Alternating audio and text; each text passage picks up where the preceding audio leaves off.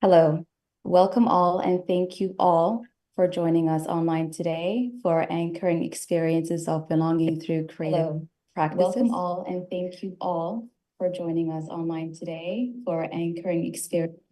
Apologies for the technical difficulties. So I'll start again. Welcome and thank you all who are joining us online today for anchoring experiences of belonging through creative practices, an online event that co-coincides with our current exhibition on Americanity and Other Experiences of Belonging, curated by Annalise Alvarez Hernandez and Colette Liberté, on view till Saturday, next Saturday, December 9th at On-Site Gallery. My name is Susan Jama, and I'm the Programs and the Community Coordinator at On-Site Gallery at OCAD University, situated in Toronto. Joining us today are fabulous four panelists, all OCAD University educators: Herman Clark, JJ Lee, Julius Poncelet, and later on Khadija Aziz, who will join us at 3. Now, before we go into introducing the topic, as well as the panelists and its related themes, I would like to start by acknowledging the land where I am currently situated in. On-Site Gallery and OCAD University acknowledges the ancestral territories of the Mississaugas of the Credit, the Haudenosaunee, the Inishbek, and the Huron-Wendat, who are the original owners and custodians of on the land which we work, stand, and create in. A little bit about On-Site Gallery. On-Site Gallery is OCAD University's professional gallery and curatorial platform for art, design, and digital media. Serving the OCAD-U community and the general public, On-Site Gallery aims to foster social and cultural transformations. On-Site Gallery is generously supported by the Delaney family. We also would like to acknowledge On Americanity and Other Experiences of Belonging exhibition supporters, the Canada Council for the Arts, Ontario Arts Council, Toronto Arts Council, and Nexus. We also would like to acknowledge the support of the Canada Council for the Arts for the Digital Now grant. Shout out to our awesome OCAD U Live and our OCAD AB crew, who are all working behind the scenes to make this online event as seamlessly smooth as possible. Now, before we hear the presentation from our panelists, for our online audience, if you would like to ask any questions to the panelists, that will happen after the presentation, as well as our group discussion. But in the meantime, please feel free to drop your question in the chat, as we will have a Q&A session towards the end. Now, I would like to introduce today's topic, today's event titled Anchoring Experiences of Belonging Through Creative Practices. So today we set on a journey diving into intersectionality, creativity, and the intricate nature of belonging and unbelonging within the landscape of Toronto, the land in which we live, create, and work in. Within our diverse experiences, we find our roots of our sense of belonging resonating within our respective communities. These intersections weave a rich tapestry of experiences, oscillating at times between connection and disconnection, shaping our individual narratives, and at times forging common threads within our shared lived experience. By embracing the fluidity of belonging, we persistently craft as makers and creators, and redefine our stories, nurturing deeper connections both within ourselves and our communities. And I would also like to say that, creative expression, it serves as a vessel to incite ways of being. Creative expression allows us to navigate, articulate, and shape our perception of belonging through various mediums, whichever we choose. As our identities transform, creative practices become the guiding compass of our sense of belonging across varied spaces, fostering connections and empowerment within our communities.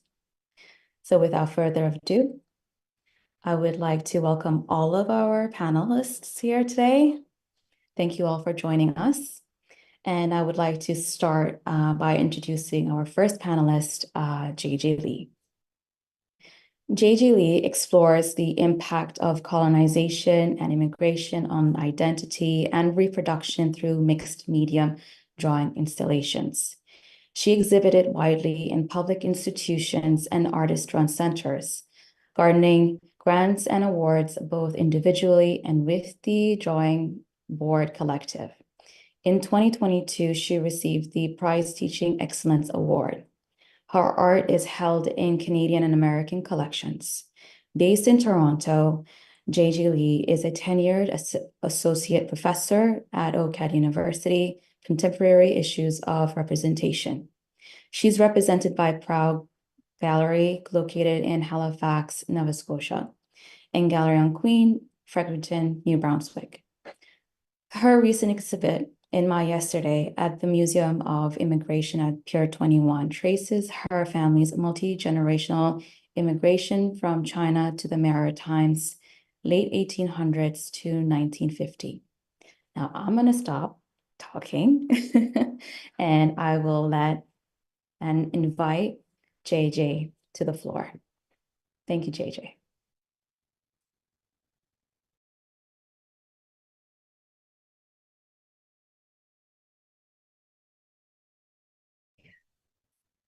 Thank you. I'm just going to set up my show and start sharing.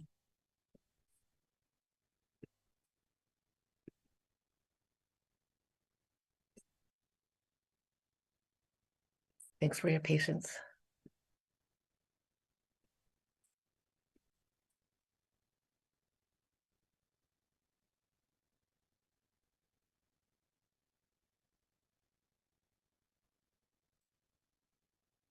Okay, thank you for coming. So as Susan mentioned, I am talking about my exhibition. So in December 2020, I was suddenly tasked with clearing my parents' house, my childhood home in Halifax, Nova Scotia.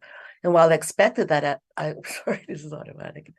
I expected I would have to clear out the usual dishware, clothing, books, and knickknacks that housed 5 children, 2 parents, and my grandmother for over 50 years. I did not expect to find artifacts that would reveal my family's immigration story from Hoi Ping, China to Halifax, Canada, such as documents from my grandfather's laundry business and hundreds of photographs.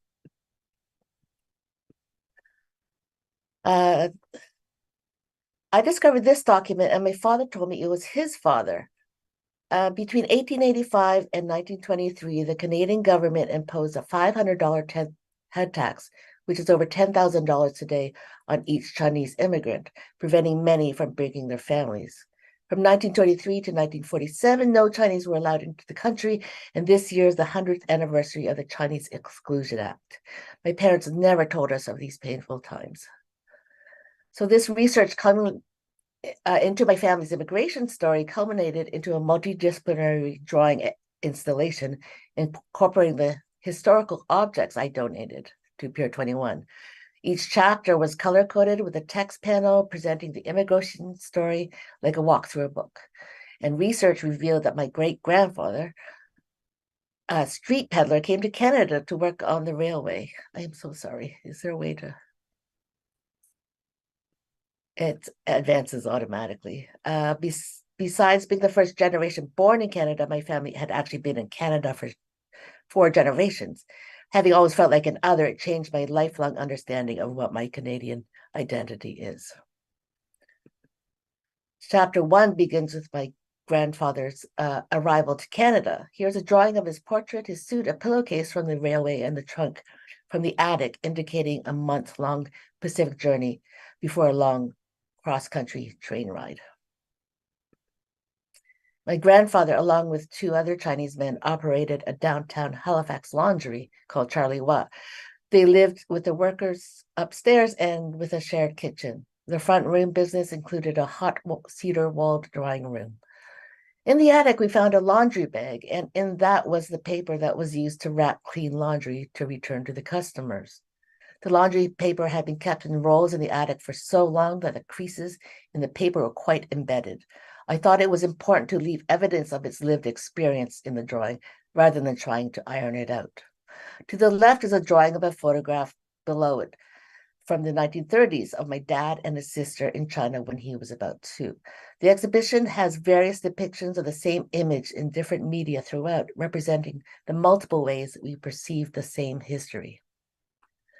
I aim to evoke a domestic atmosphere in the exhibition by designing wallpaper with a chinoiserie toile pattern as a backdrop for the artwork and art and objects.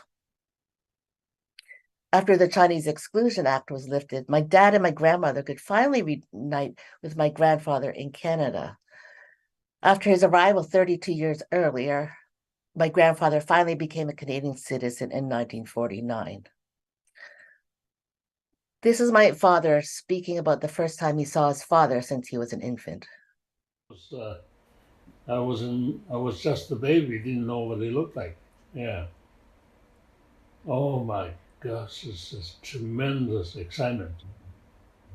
Most people, they have a father, to look after them as a child, play and discipline them and so on.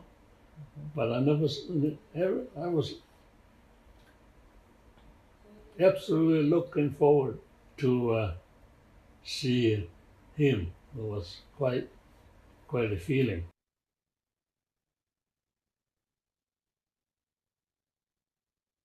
So I created over 30 traditional representational charcoal or graphite drawings of observed objects and found photographs. And all the drawings in the show use paper found in the house, emphasizing the importance of honoring the material's history and finding value in discarded items. This drawing features my grandmother and friend on found lined writing paper, and surprisingly, my mother's writing impression slowly appeared as I drew, as I covered the paper with charcoal. It was as if it was embedded voice was coming forward. In the 1950s, my dad worked in a Chinese restaurant while he was at engineering school, and I drew on his diagrams, kind of like a collaboration with him. While we were working on the exhibition, both of my parents were alive. I was able to record conversations with them, asking them to tell me about the first time they saw snow, for example. This is me asking my father about the name of the laundry business. Wait, who is Charlie Wah? Just a name. There's no Charlie Wah? No. Okay. I don't know whether to pick Charlie. My mother arrived in 1957 from Hong Kong and married my dad, and this part of the show was especially difficult to work on as my mother just passed away last year. It was important for me to honor her upbringing in Hong Kong and her work as a registered nurse. My parents were set up as pen pals by my dad's cousin and my mother's best friend, and over 70 letters in Chinese and English went between Hong Kong and Halifax. So reproductions of the letters were placed inside the actual suitcase that she had brought with her from Hong Kong. Throughout the exhibition, there was three reels of animations, found Super 8 footage, audio, photographs, and slides. And animation was new to me. And so the notion of lost or erased stories and histories that are revived is prevalent throughout the entire exhibition. This wall features a photograph of my father, took of my mother and my brother Edmund, the first Canadian born at Peggy's Cove. There's some drawings, photographs, and a shrine. Oh. In Chinese culture, having the first one born be a boy was deemed fortuitous. My parents came from China to Gold Mountain for a new life. Their firstborn in Canada was a boy. It couldn't have been more perfect.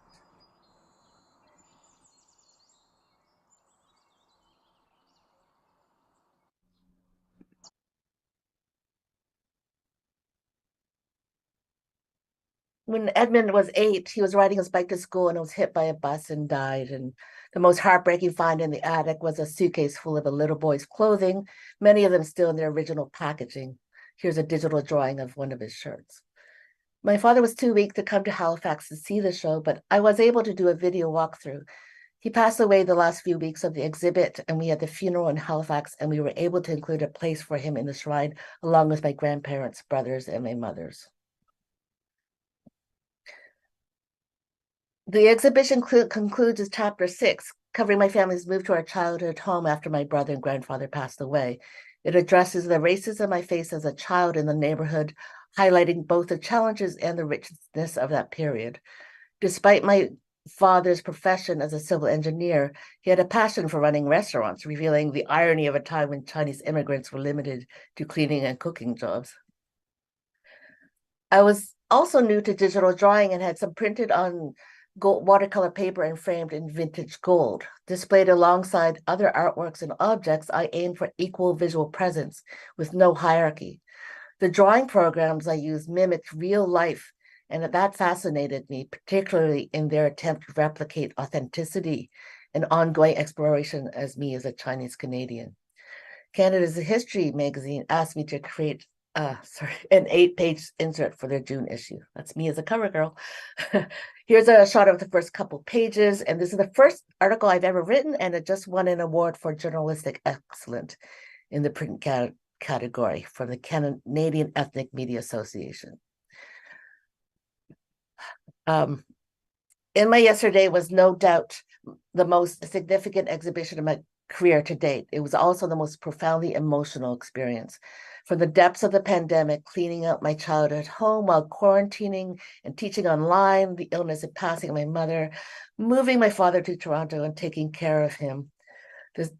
The sudden passing of my mother-in-law and then of my uncle Arthur has placed a perspective about legacy, intergenerational trauma, life told through art, history, both personal and global. Thank you. Wow, JJ, that was a really awesome presentation. Thank you. I feel like I can just sit here and just listen to you, just keep talking about your work. It's really inspiring. And congratulations on winning the award. Honestly, that was awesome. So congrats. Thank you.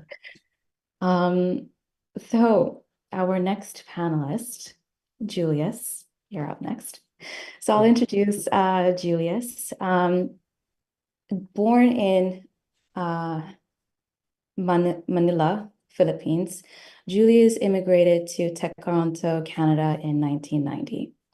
He attained a BFA at OCAD University in 2009, a professional art studio certificate from TSA in 2011, a Master's of Visual Studies, and a Sexual Diversity Studies certificate at University of Toronto in 2013, and the Fashion Exchange Program at George Brown College in 2019.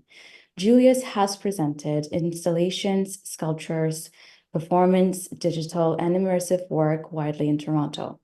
His experimental art performance films have been shown at national and international queer film festivals. Julius has been an associate chair for the Drawing and Painting program, an interim chair for the Integrated Media, Life Studies, and Sculpture and Installation program at OCAD University. Julia is currently teaching in the Faculty of Arts at OCAD University. Their latest publication, entitled Decolonizing Antiquities for the Asian Diasporic Visual Cultures and the Americas, Volume 7, published by Braille 2023, was a continuation of critique stemming from their last solo show at John B. Aird Gallery in the same title back in 2021. Their curated 6-artist project, Unsettled Transcultural Experiences, late August 2023, has received grants from the Canada Arts Council, the Toronto Arts Council, the Canada Council for the Arts, and the League, the League of Canadian Poets for the curated show with Nadia Umavert through their collective Outside the Box. Through research-based art practice, Julius examines internal displacement and queer unsettlements through normatic existence complicated by colonialism, sexual identity, diasporic bodies, global identity, construction, and the Eurocentric Western hegemony. Focusing on the hybrid nature of Filipix culture through post-colonial realities, as well as through the gaze of queer identities as technology, They study narratives specific to diasporic queer bodies, the loss of motherlands, feelings of belonging as a consequence of the colonial pedagogy and imperial power. Julius, the floor is yours. Thank you. I'm just going to share my PowerPoint presentation. Just waiting for someone to able it. Because right now it's disabled. Just give me a moment. Share screen. Here we go.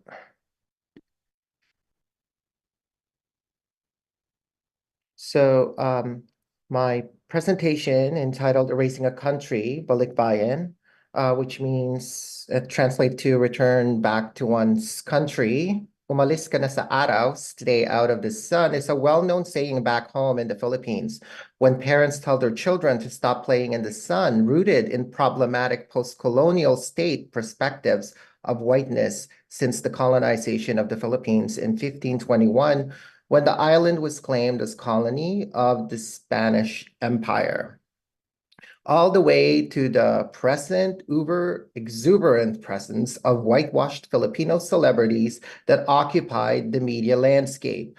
Recollecting these valued ideas back in Manila, where whitewashing products became a mundane daily rituals, regimens, from toners, lotions, to soaps, it's pretty hard to see any Philippine cleansing products without whitewashing substance.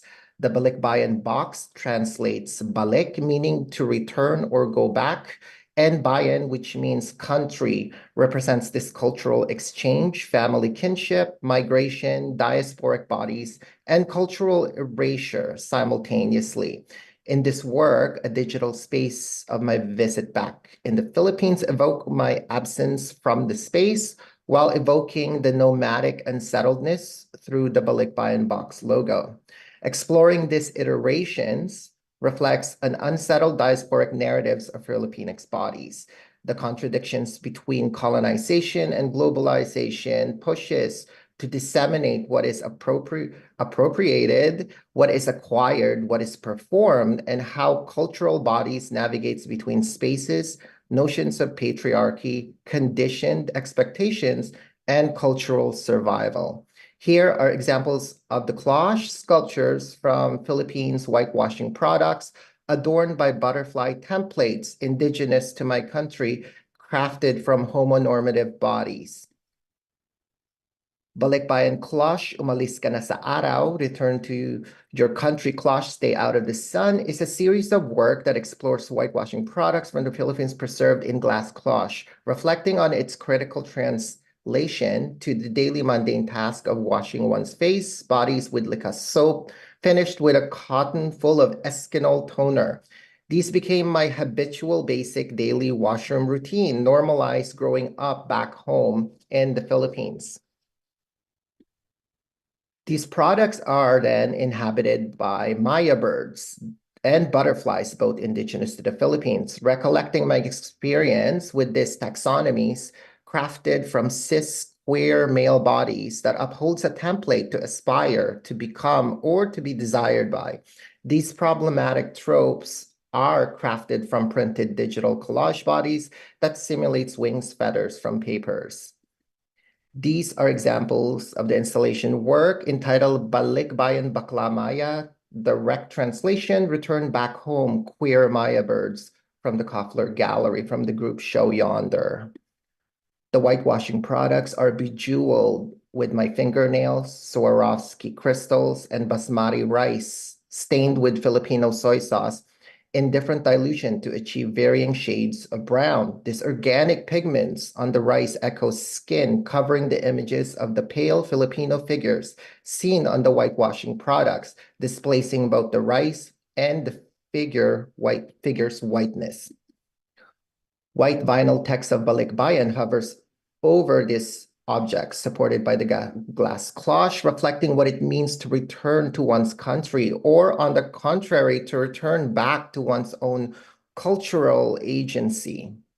Balik Bayan, Baklabading Certificate, Return to Your Country, Queer Faggot Certificate are three versions of 11 by 17 inches of digital collage certificate prints, compiled images from my last travels back in the Philippines, then juxtaposed with my documented travels. By digitally collaging my experiences of returning back to my country with all my past travels as a temporal visitor, I analyze and examine my eternal nomadic sense of belonging. As a migrant Filipinx living in colonized spaces, I internalize my existence as a visitor in both countries, one of my birth and the other a temporal dwelling. I merely inhabit the characteristic of a passing visitor through these global spaces. In this digital work, you can also see hints of the map of Takaronto lingering as faded markings. By cutting out images of myself documented from iPhone, I insert and subvert this digital pictorial archives that then retravels through these curated, amalgamated spaces.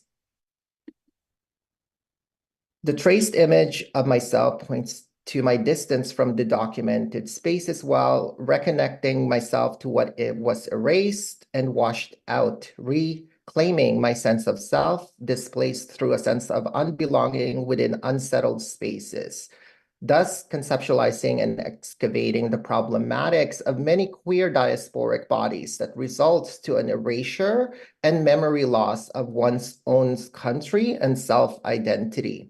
The balikbayan box is inserted central to the image, confined while connecting the box symbolism of cultural flight and exchange between Filipinos in the Philippines and diasporic Filipinos from Western countries.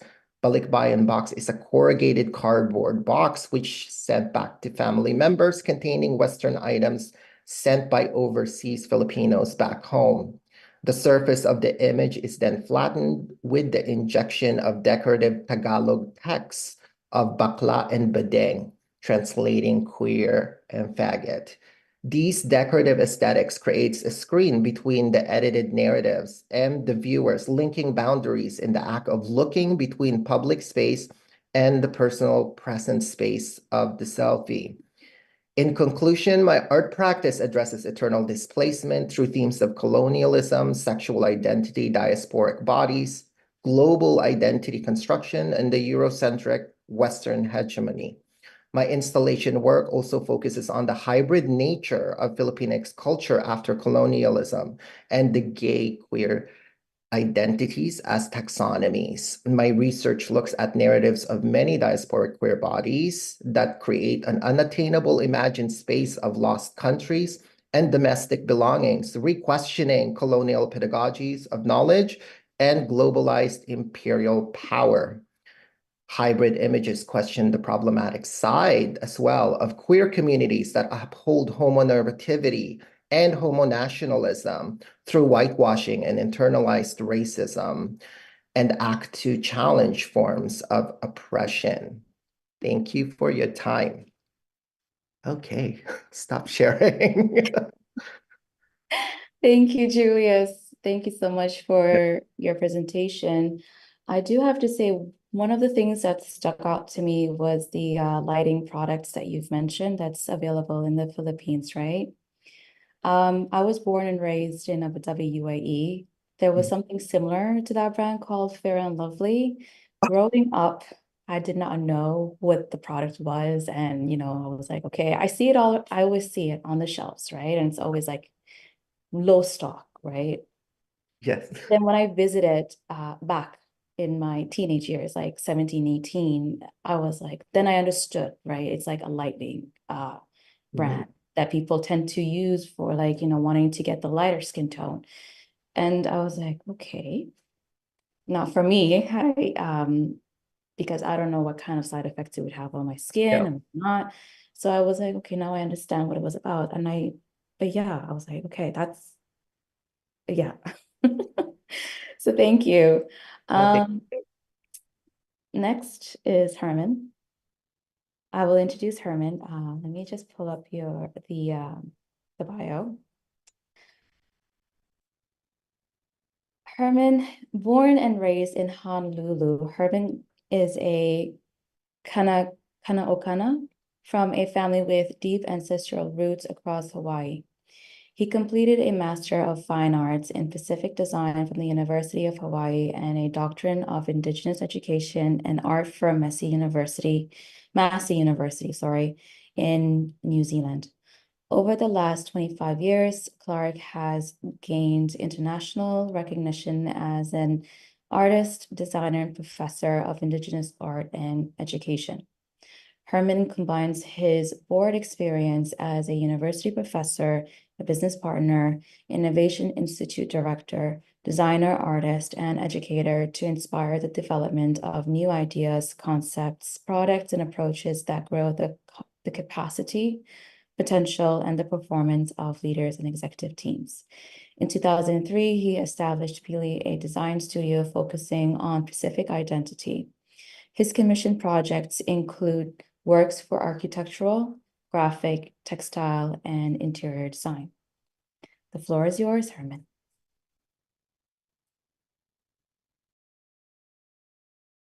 You're muted.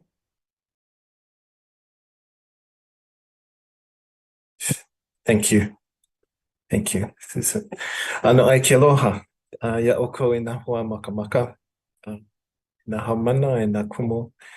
Aloha e nā kanaka o ka aina o Takaranto me ke aupuni o Canada. Aloha. Aloha ia oko.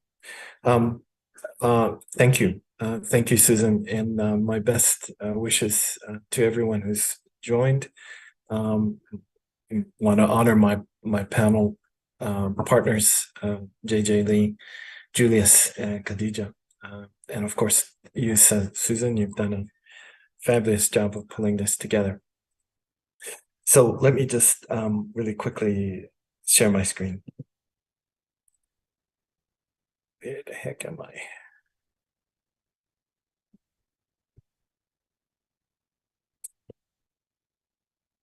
Hold on.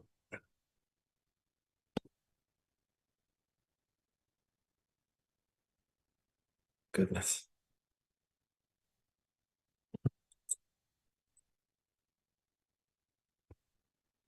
But you know, I had it all here. It's okay, Herman. You can take your time. Why would it be doing this? Goodness gracious. Hold on. Yep. Okay. Share screen. There we go. There we are. Okay. Okay. After long last. Can everybody see that? You can see it? Okay, great. So I'm just going to really quickly go through some projects that I've been working on. I am born and raised in Hawaii. I'm an Indigenous Hawaiian, Kanaka Maoli as we're called. I'm very, very grateful and privileged to have been invited to OCAD University as a member of faculty. I'm very, very much aware of my my immigrant status within somebody else's home, and my contribution, I think, is to perhaps just to be to offer another perspective from another part of the world. And so my work over the years has been to try and reconcile our occupation. We are occupied by the United States, and have been for over 100 years. We're always understood as a wonderful place to go for a holiday, and we've got beautiful beaches and beautiful places to relax, which we do. But oftentimes, what gets missed is the nearly 2,000-year-old culture that is Polynesian culture. One of the last places on Earth that was settled by humans is Hawaii. And our culture is right now built over. And so my work has been about attempting to draw through that occupation, and despite it, and to use the knowledge and the stories of our ancestors.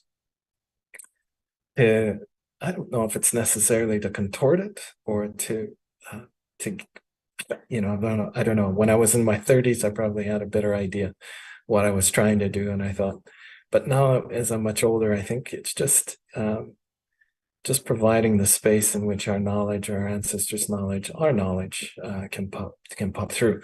So in the next few pieces, I'm just going to show you some examples of the work that I do. This is a resort on the island of Hawaii.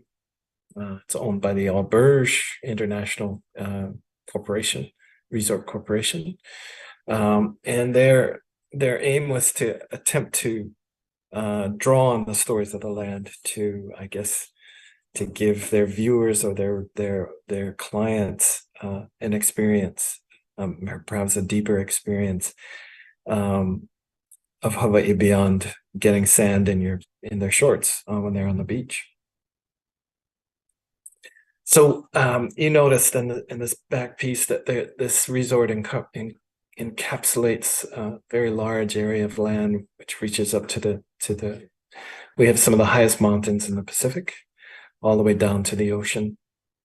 And I wanted to draw on those stories. And so just giving you some quick images of how I've worked. We have a concept of Mauka and Makai, or the idea of what is in the upland as well as what's in the lowland. And yeah, you can see this mural piece that's been installed. So that's interrelationship between the ocean and the mountain for people and everyone, and all the birds and animals. And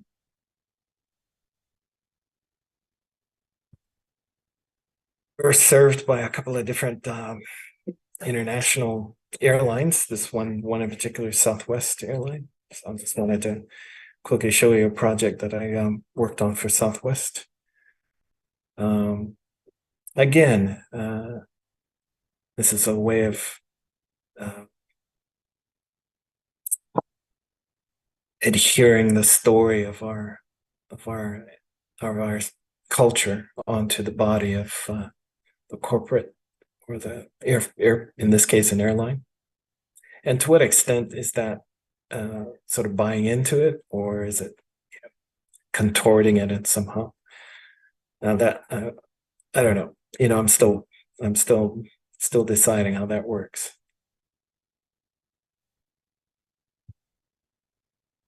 Ulukai is interesting. It's not a Hawaii brand, but it's a brand that uses our culture quite extensively to give a sense of credibility, continuity to what they do. So they are a clothing, but shoe brand mainly. And I'm involved at the moment on helping them to develop an artwork or for a new storefront. This is their kind of a look at what kind of brand identity, I guess they're trying to convey. Very much a Hawaii-esque kind of feeling, very laid back, but still tasteful. And so they're opening a new store. And, Hawaii is a place where, it's still growing. It's live volcanoes. And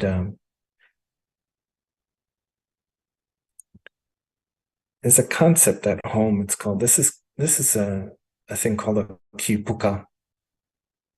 And you can see the whole, the lava flow that's gone on, and lots of the island of Hawaii, anyway, the Big Island is like this, where it's just miles and miles of covered lava. But every now and again, there'd be an outgrowth or an escapement of where the lava has circled an area like a little forest. And in that little area called the Kipuka is all the elements of life to restore life. And so I'm at the moment currently working on developing a concept image about this relationship of the land and our this concept of Kipuka for the development of new work for this brand's new store that's going up in this place. Now, I've been an artist, Native Hawaiian artist, for about 30 years now. And, we've been really battling tourism. We've been, our people have been really trying to struggle against the, the imposition of our, the story that's being said about us rather than our own. And so I think a lot about my work is about trying to tell that story, tell our ancestral story by way of these corporate entities. So I'm interested in listening to the questions. I'm sure there's going to be a few. What are you doing? You're selling out to your, well, that's one way to think about it. There are a few other ways to think about it too. But anyway, that's what so I'm happy to chat some more about these things. Thanks. Aloha. Thank you, Herman. Mm-hmm. But it was a great presentation. I enjoyed listening to it. So thank you. And our final panelist, Khadija Aziz. Thank you for joining us, Khadija. Khadija Aziz is a multidisciplinary artist, writer, and educator, investigating authorship and agency through the potential of collaboration between materials, machines, and audience. Her goal is to bring more marginalized voices into Canada's arts ecosystem so we can begin to see our own narratives reflected in the spaces that shape Canada's culture and heritage. Over the past 10 years, she has been creating interactive art experiences and teaching visual and storytelling workshops to people pushed to the margins in Toronto's underserved neighborhoods. Khadija's community arts teaching practice is rooted in accessibility, anti-oppression, and the universal design for learning. Khadija earned a BFA from OCAD University in 2020 and an MFA from Concordia University in 2023.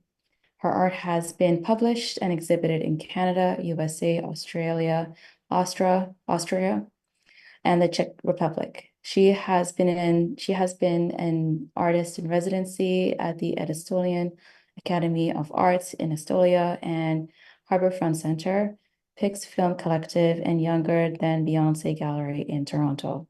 She has taught undergraduate textile art courses at OCAD University and at Hamilton, I hope I'm saying that right, Khadija, School of Art and Design at Fleming College. Her artistic and community arts practices has been recognized through awards from Volunteer Toronto, Craft Ontario, the Ontario Museum Association, and the Service Design Association. The floor is yours, Khadija. Thank you. Oh, I can share my screen right away. Cool.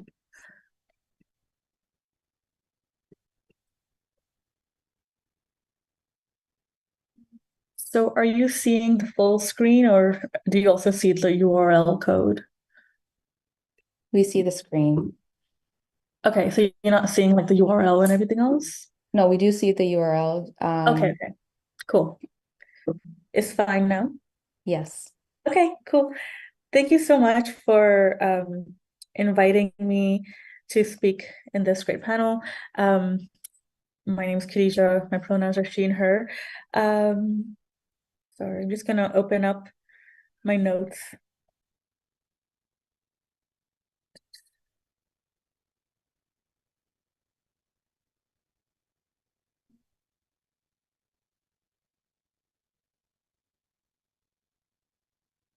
Okay, well, so I was born in Pakistan and my family moved to Canada when I was 8 years old.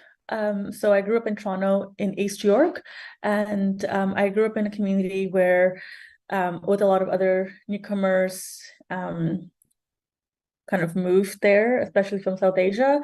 So my neighborhood generally was an underserved neighborhood. It was part of the neighborhoods improvement area. So that meant that the government's way of like keeping kids off the streets was to engage them or try to engage them through sports and arts. And I gravitated towards arts. So my interest in fine arts began in my local community center, in the mall, and at school, in my high school. And I think that's why, especially now, as an artist and as an educator, I try to bring diverse folks into professional arts landscapes. Because when I first started showing my work in like galleries and artist centers, my family who came to celebrate me were often the only brown faces in the spaces. And yeah, cool. From here, my favorite photo is this one on the bottom right. This is my mom and grandma discussing archives at the Textile Museum of Canada. I took them there. We were there because one of my, I wrote a caption or I responded to a historical textile piece in the museum, and they just came to celebrate me in that way. And I gave my grandma a tour of the exhibition in Urdu, and then I was like, why aren't there more museum tours and gallery tours in different languages? So in this presentation, I'll talk more about my collaborative and interactive art experience. This is a digital collage created by Laura K. Keeling and I. Laura and I were paired by Harbourfront Center and Design TO curators, so we hadn't met each other. We didn't know about each other's work before this collaboration. So this is one of the two digital collages that were created by exchanging layers of digital, or I guess exchanging digital layers of scanned art or drawings. And this is our second piece. And our idea here was to kind of reflect on the layers of labor and love and care that was especially being prominent during the first year of pandemic. And we began this process of creating art together by first getting to know each other more. So for I would say half of the time that we were given to work on this project for Design TO, maybe more than half of the time we actually spent just getting to know each other over Zoom calls. And I think that's really important, especially when you're working collaboratively or even with the community. And one of the so the collage would have been exhibited digitally on a website, and I wanted to know how to engage audience for longer than just a scroll, because back in 2021 winter, a lot of exhibitions were moved online. So we want to figure out how to keep the audience looking at our work for longer, how to keep them on this web space for longer. So we came up with a digital an interactive website where we can make people can make collages. And but this is actually a second iteration of the website. This was made in partnership with the Robert McLaughlin Gallery in Oshawa, and we also invited 3 other artists: Kaya Joan, Nicole Kristen, and Jan Nemirovsky. And over here, we invited these artists to create or to submit different layers of their artwork. It didn't have to be digital art. It could be any, like Jan submitted hand embroidery, and other folks submitted like painting. And we also offered workshops and like, conversational, like we also offered that space to get to know each other.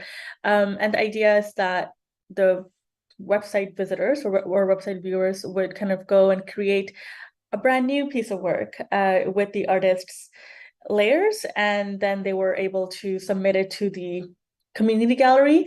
And so this extends this invitation to create digital collages with 5 Canadian artists. And we were really thinking about like how can we kind of give up our agency, like how can we let go of our own work and invite, and what other meanings can the public create with this. So collaboration between artists and communities. So this is more like the artist and community making art together.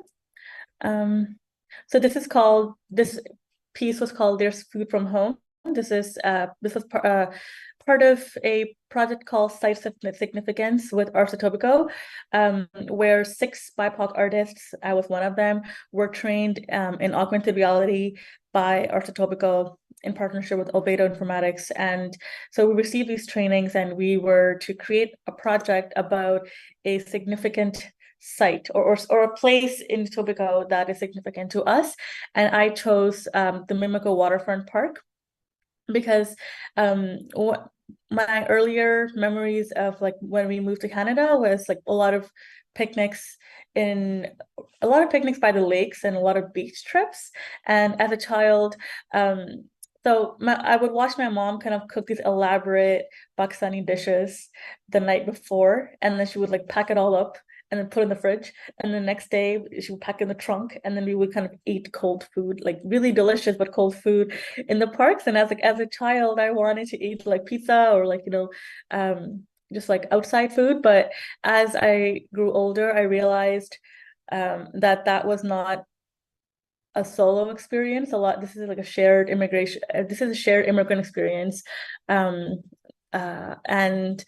even now, now that I'm older, I realize why, and now I do that myself. But and this project, basically I was creating a picnic, an AR picnic that invited people to look down on the floor, like on the grass with their phones and like enjoy this picnic scene.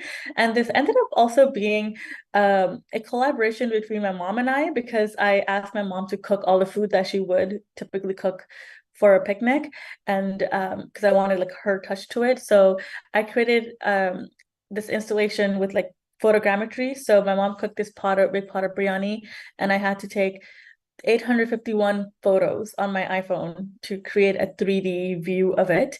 But so I did the photogrammetry and like the digital art part, and then I submitted it to Albedo Informatics, and then those folks coded it somehow. And then the community aspect was that I collaborated with 4 local residents in Etobicoke, and I invited them for a chat to kind of get to know them, and so that they can get to know me and my intentions with their work. And I invited them to share a recipe that was meaningful to them, or that is meaningful to them. So like a family recipe or like a family heritage recipe that is somehow significant to them, or that they take on their picnics. And Arts Etobicoke compensated them or their groceries to make the food for their families and then take a photo of their food.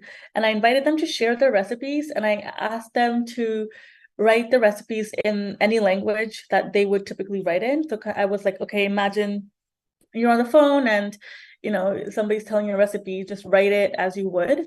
And then I also asked for a translation, so that in the installation, people would see the picnic on the floor, and then above the picnic they would see these recipe cards flowing, and then the idea is that you can click it and then it will take you to another website where you could read the recipes typed, so it's also accessible and legible.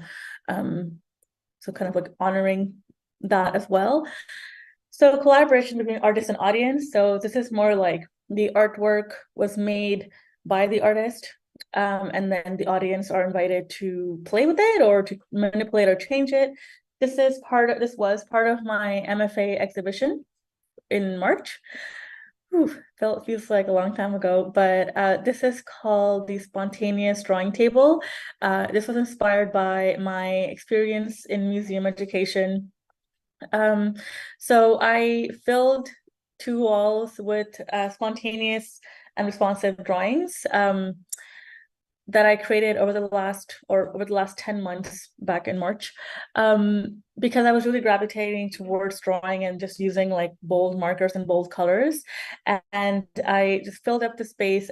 And I wish I filled it up more, to be honest, but this was my first iteration of it.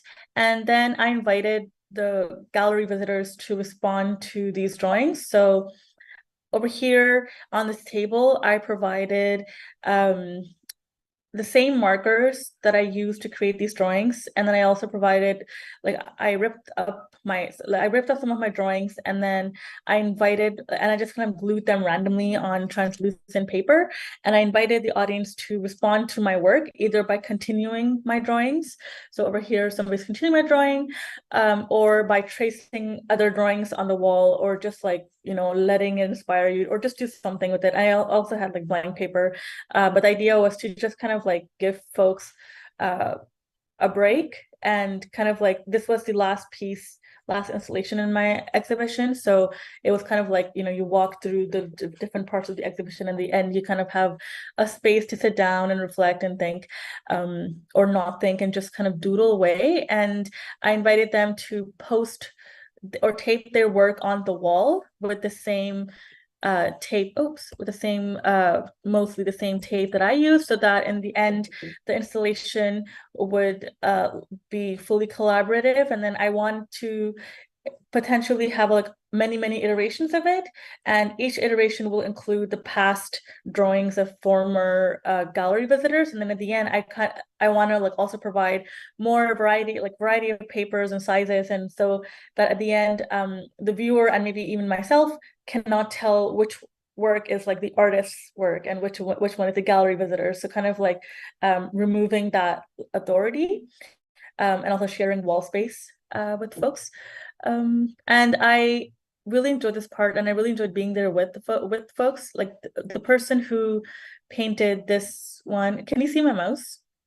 Yeah, the person who worked or who responded to this piece was saying that they're not a colorist. They're afraid of colors. Most of their work is black and white, but just this invitation, just to like, just this invitation was freeing for them. And I told them that, like, if you hadn't told me, I would never have guessed that you're afraid of color because you use it so freely. So that's the kind of thing that I was looking for. This is called When We Fell Together at Workman Arts. This is the second iteration of it.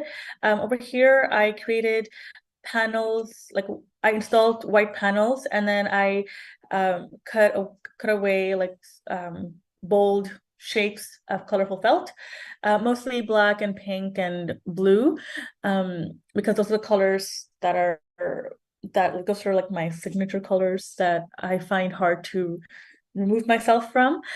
So I installed a like spontaneous pattern / doodle with felt, and felt sticks to itself, so there's no glue required for it to adhere to itself. And I invited folks in the gallery to touch the work and to remove felt and kind of like really change my work, and so that like every new visitor in the gallery space is seeing something new. And what I also realized throughout the exhibition was that the top of the panels are harder to reach, so in that sense, the top half or the top quarter of the installation is like untouched, and that can therefore inspire folks to respond to. And I learned a lot, like from these interactive pieces. I learned a lot from the audience. Like I learned a lot of like, oh, I didn't know that like we could do this with felt. I didn't think about, connecting a lot of pieces of patterns in this way. So that's the end of my presentation. Thank you again. Thank you, Khadija. That was a fantastic presentation. So we're gonna dive into the panel discussion component of today's panel. We'll have time for 2, at most 3, and then if we have any questions from our audience, please remember to post your question in the chat room of our YouTube channel, and we will, once we get to the Q&A session, we will respond to your questions. So we're gonna start. My first question is, and it's not really it is a question, but I also wanted to start with saying, now I'm not a maker and I'm not a creator, right? I'm not an artist, and my background is museum studies, psychology, and history, being undergrad and then grad studies. But I do consider myself as a narrator, and through narrating, I facilitate, my own way of belonging through poetry. I'm Somali, and Somalis are kind of known for being poets. We are the nation of poets. And it also depends, like when I'm in the mood to narrate, it depends on the area, space that I am physically situated at that time. So whether it is here in Canada or back home, being Somaliland. Now, I'm curious to know, how do your emotions, your relationships to place, community, culture, and gender shape the way art is used to express oneself and create a personal narrative, fostering a sense of belonging in the space and land where the creative work takes place? The question is open to all of you.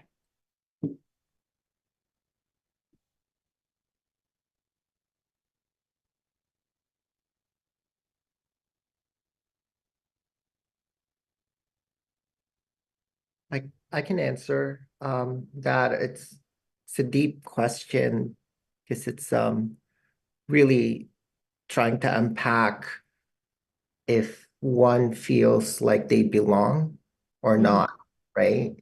It feels like that question has like, is there a happy ending at the end? Would you ever feel like you belong somewhere? Or is there this internal displacement? I guess, like, for example, in my practice, it's that quest. I might never feel like I belong anywhere in a tangible space, but art becomes its own space, its own imaginary space where you could feel like you belong into. I don't see myself quite attached. I'm not that patriotic. Like, I don't have patriotism within my thinking, and I don't tend to connect a lot within tangible spaces. So to me, it feels like it's a forever nomadic existence of moving from one place to one place. And there's this ideology of, owning a space or the space owning you. I kind of just release myself from that and kind of craft a different world that does not exist, but only exists in like imaginary. I know it's sad, but it's like it's a different kind of solution. That's why I said sometimes there's no that kind of happy ending Disney idea of like, oh, I finally belong somewhere.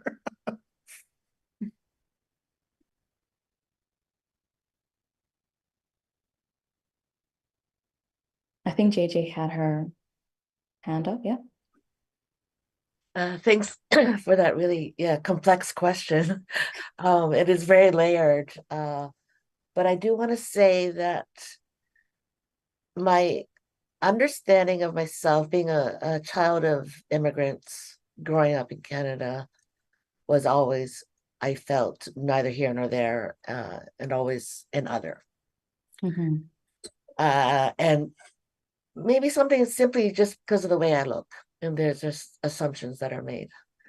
However, when I found out that my great grandfather came to Canada, worked on the railway, and had connections with Halifax, it made me realize that my family has been back and forth between Halifax and China for 4 generations. And that completely changed my understanding of myself as a hyphenated Canadian or as a Canadian. And I feel that my family has actually had stronger connections to Canada and this land than some white people that I know. And it's just, it was kind of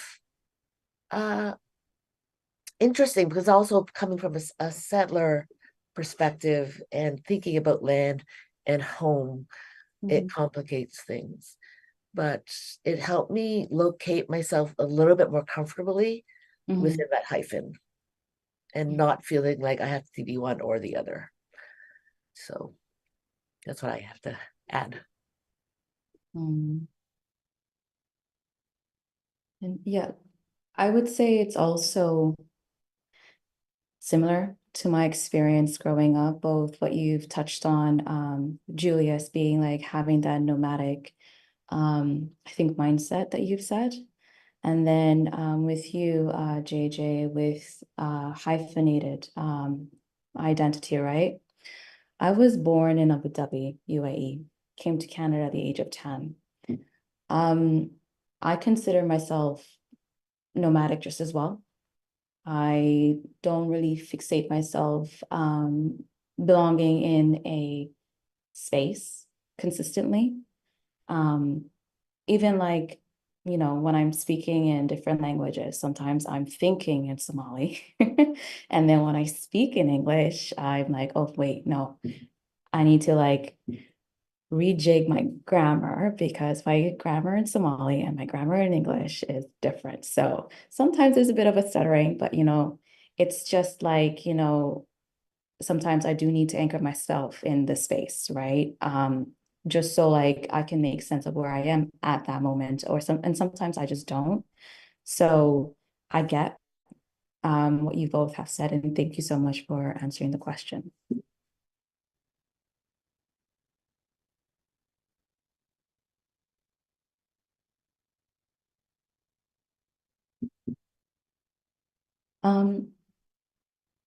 I'll ask another question. So I would like to know, and if you can elaborate a little bit more about your recent work that was influenced through inspiration. So if you can elaborate on how your recent work was influenced inspiration, if you can walk us through what the creative process was like, from that initial spark of inspiration that was like, I really want to explore a little bit about more on this topic or this image, or what you have found, for instance, like with you, JJ, you found like the certificate, right, in your parents' closet. So if you can like walk us through that, that would be great.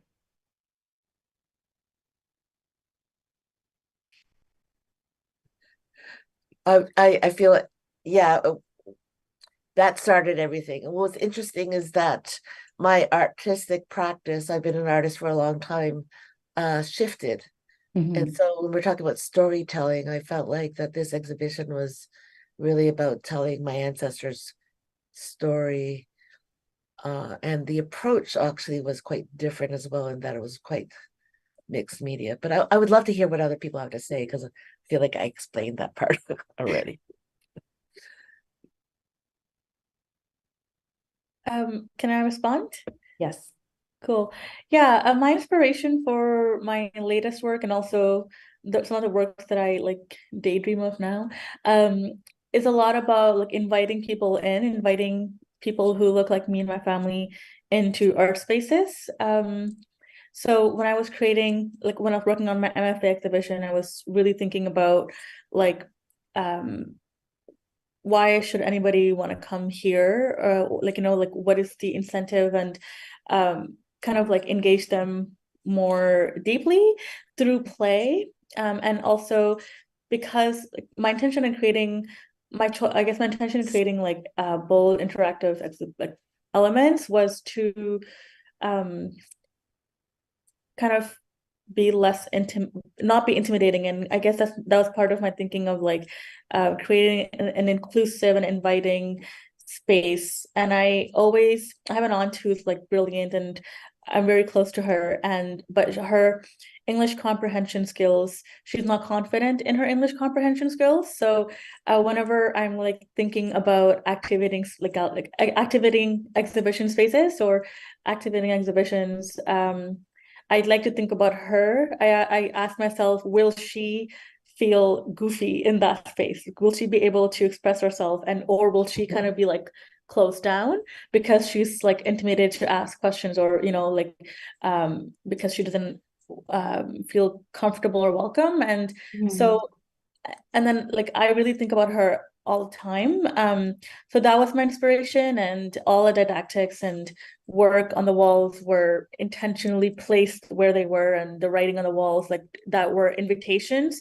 We're also using like friendly language, so that I wasn't trying to use like all the big words that I know in my artist statement or in the invitation to touch my work. Yeah, hopefully that answers. It does. Thank you.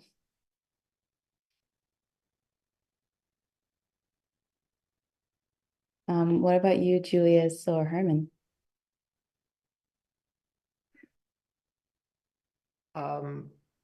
Herman, would you like to answer? I'll give you a chance so I No, don't. go ahead, Julius. You start.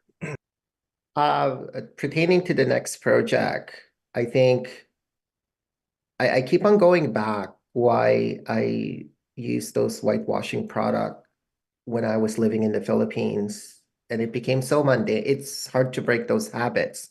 Became as mundane as brushing one's teeth, and I wanted to kind of go back to imagine what the Philippines was like before that mentality, before that shift, even before it was named Philippines after King Philip II. So just hearing the country's name kind of creates that kind of imagined trauma of colonization. So I wanted to kind of go back. So there's an upcoming show that I'm doing that talks about how also religion was used as a tool to colonize spaces and countries.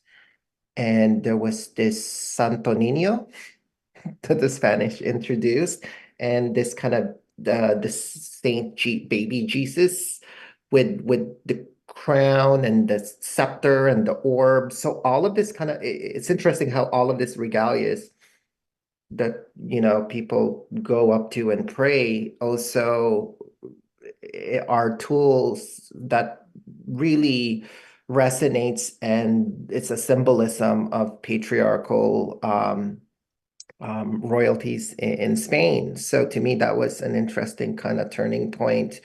The title of it is Sila, Siya, at Ako, which translates they, them, and me.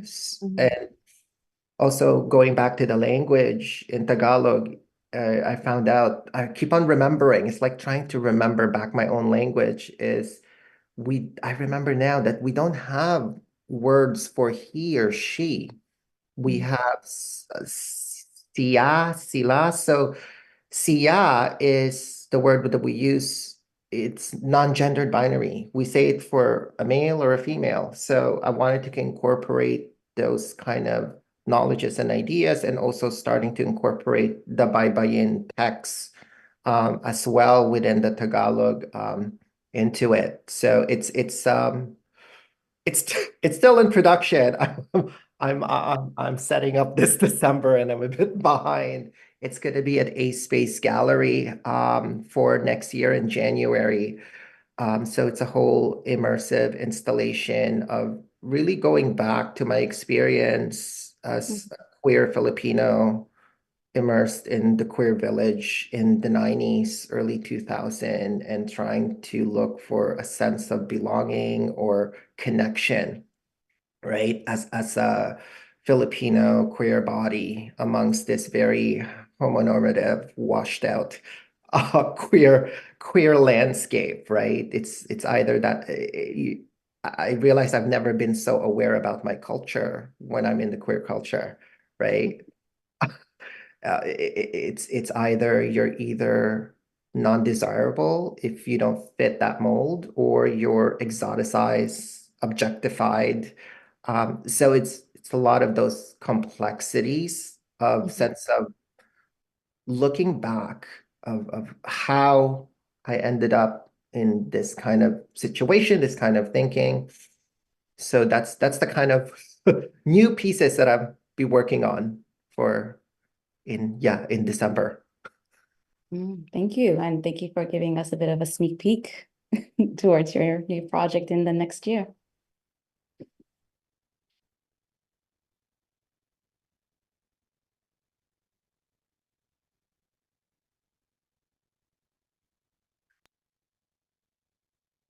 Did you want me to talk?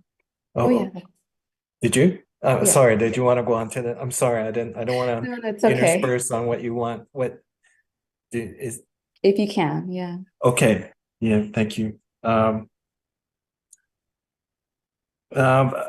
didn't have a word for art in the Pacific. There's no word for it. And so anything we do in art is a colonial participation until we are able to subvert it somehow, to the extent that we're able to, because we don't control a hell of a lot. Yeah, we really don't. I'm not sure that any of us do, actually. So words, in our case, in my practice, word and nuance or metaphor is in the metaphor within words are where I go to get to begin to think about a position to take, and to the extent that that's able to be and palatable. Because in the practice that I do, I have to balance a lot of interests. And so to the extent that language can be used to position words or position ideas in such a way that perhaps they sneak, is something that I'm trying to do.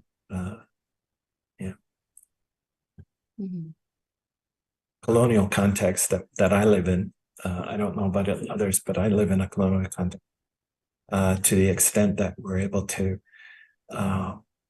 say what we can say, and present what we can present from our own position, that's a real challenge. I don't know. Yeah. Thank you. I kind of reflected on what Herman was talking about in a way where,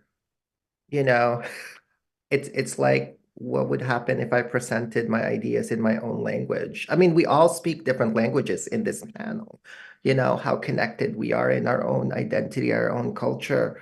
It's a different feeling when you're presenting your work in in a very colonial language, when there's a part of me that's like, can I just explain this entire thing in Tagalog, right? It's like, then am I just washing out to make my work more palatable in a specific audience, right? And like, so to me, it's that kind of struggle back and forth, the need. So I'm slowly kind of like trying to get back my language that I've forgotten, that I did so well before migrating. Yeah, Julius, I think you're multilingual. You're many languages, and I suppose it depends on who it is that you're speaking with or want to speak with, and in what code, and what do you want to say, and to what effect. Yeah. Yeah, JJ. JJ, you can jump in. Thanks. Just about languages. Actually, I don't, English is my first language and my dominant language. My parents, when I was growing up, really wanted us to assimilate. And so we're actively speaking to us in English. Also, growing up in my household, there were two different dialects happening, and it was very confusing. So anyway, I know other children of immigrants about my vintage who have the same experience. And so that throws another loop into, am I really, the idea of authenticity. I mean, I didn't learn to use a knife and fork until I was 10, because my first tools were chopsticks. And I grew up, we had a lot of traditional ceremonies.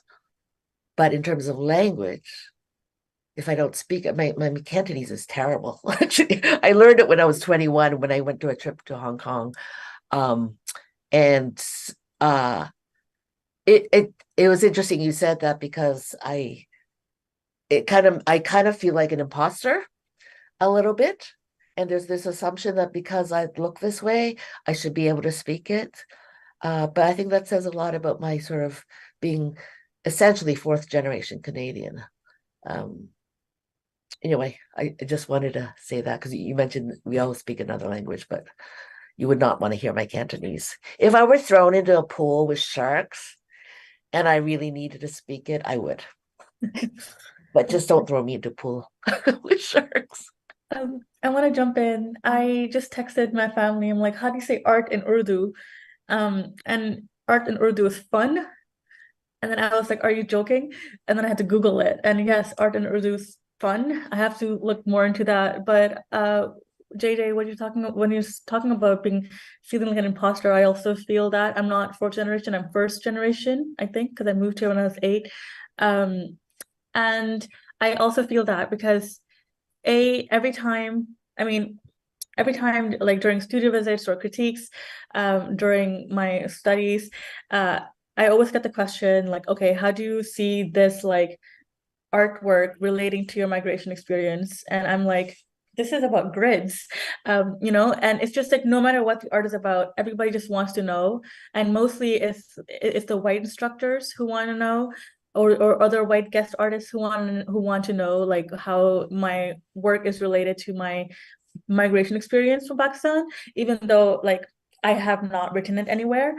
And also feeling like an imposter is like, I really like embroidery, but I just feel like I'm not sure what kind of South Asian embroidery to include or incorporate or learn, because Pakistan is a very like diverse country with a lot of different cultures, and every different province, every different region has like its own historical embroidery technique. And I identify as a Pakistani, but I don't identify as like the specific region of Pakistan that I was born in. So it's like, okay, am I allowed to learn this technique and kind of like say, oh, I made this? Or what if I'm gravitating on the appearance of another technique that's made in a different province, or that's made like 100 kilometers away from where I grew up? So like, how do I like what right do I have, and how do I navigate through this like I know I don't want to be appropriating somebody else's culture, even though we're in the same country, like the borders are new relatively. So I also struggle with those kinds of questions. Mhm. It's interesting with the topic of this transcultural experiences too, right? For other migrants, but also people who were born here. But then what's fascinated me is toward the most migration stories and narratives that I hear from my own family and other friends is that idea of like removing your accent, speaking English properly. And it's like, and I remember some of my friends would make fun of my accent, and I'm like, maybe that's a part of me refusing to be colonized vocally.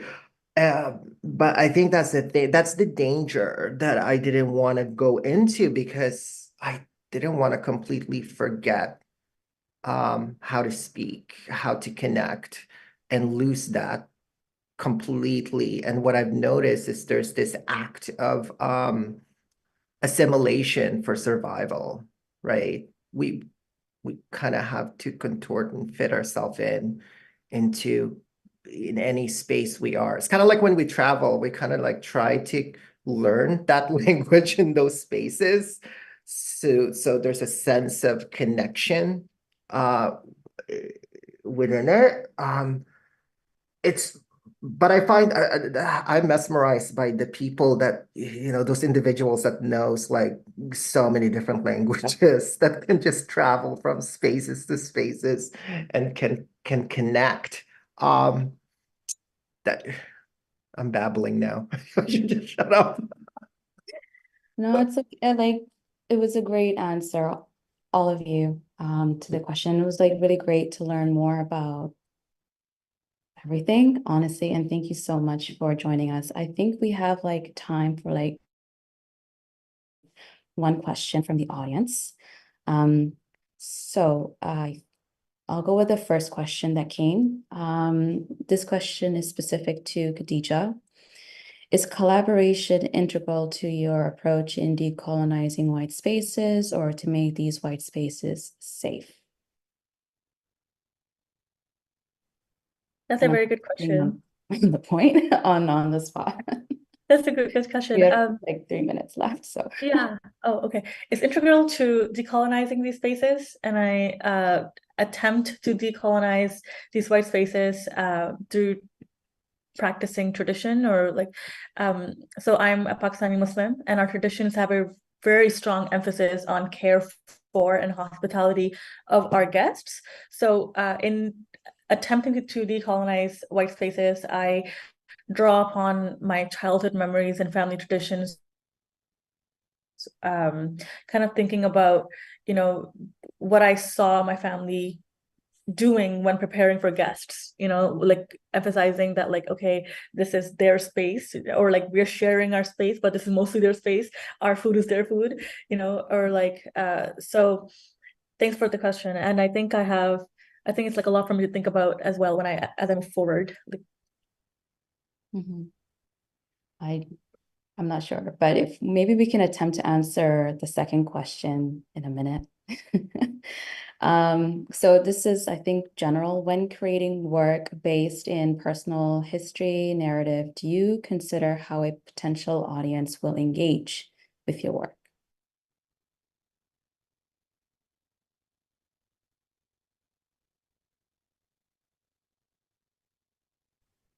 Absolutely. Mm-hmm. Absolutely. Making work is like fishing. You have to know what kind of fish you're going after. Mm-hmm. The lure that you make is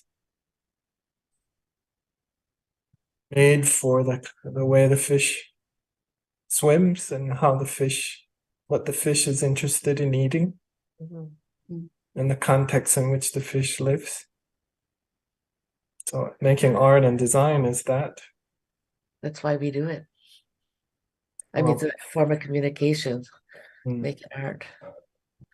But what's interesting for me is, like, even though my exhibition was so incredibly personal and specific to my family, there were lots of other people from different backgrounds who felt that they wanted to go find their grandmother's, go to the grandmother's attic and find those objects that also told stories. So I was really pleased about how, even though it was so specific to my culture and my family, how broad it was. That really made me really happy. I think for me, the audience is like in the back burner. It's like first it's like self-therapy. First, I have to kind of like figure out what I need to figure out, what I need to do. Most of the time I go back to childhood. Like what are the things that I love doing and that interest me, that curiosity, that constructing things. So I'm gravitated towards that curiosity and play as a child. And then when the audience come, it's almost kind of symbiotic, where if some people might understand it, some people might not understand it, but then I guess that's how it is, right? As people, some people get our story, some people don't get our story, right? It's that reciprocal kinship that happens symbiotically, where people the empathy starts to evolve within those works unexpectedly. In a context that I'm in the colonial occupied context that I live in and work in, we don't really have a lot of luxury as to whether they get it or they don't. Yes, particularly our own people. We don't have yes, the luxury. in design, yes, absolutely. Why do it? If they're not going to get it. Yeah, I mean, do it in order for them to get it. Yeah. And that's kind of the difference between, I think, that I've been able to perceive anyway, in terms of the art world and the design world. And the white art world is what like we can expunge ourselves of our emotions. Well, some of us come from parts of the world where that's not a luxury. Yeah, it's not a luxury. Your survival is prominent. How you survive is absolute. Yeah, and we don't have a lot of time and opportunity to waste. Yeah. So anyway, what the hell do I know? What about you, Khadija? Would you like to add on? Well, okay, for me, especially recently, I do think about the audience engaging with my work, but I do begin, or at least with my MFA exhibition, I did begin with like exploration of materials and drawings. But as I was like listening to everybody else's responses, I was just kind of realizing that I don't have the luxury of knowing my family's background that much. Like I cannot tell you where my great grandparents were born. I was born in Karachi. My parents were born in Karachi, but both of my parents' parents were born in India. And then before that, my dad's family is from generations back is from Saudi Arabia, and my mom's side, they don't know where they're from before that. So I don't have access to this knowledge that like where I'm actually from. So maybe that's why I kind of struggle to make art directly related to my migration experience, as I'm always asked in critiques and studio visits. Yeah. Thank you for this. Thank you for inviting me. I had a lot of fun. Like learning a lot about myself as well. No, thank you all, honestly, for joining us today. I know I enjoyed all of your presentations, as well as the responses to the questions. And it really was insightful, and it is inspiring to hear as well. So thank you very much. I truly do appreciate it. Thank you. Thank you. So we are coming to an end. And I recognize that we did go a little bit over time, but thank you to those who have stayed with us and listening to the insightful conversation. So just want to wrap up. On-site gallery is open on Wednesdays, Thursdays, Fridays, and Saturdays, always from noon. On the Wednesdays from 12 to 7. Thursdays to Saturdays, 12 to 5. On Americanity is on view until next Saturday.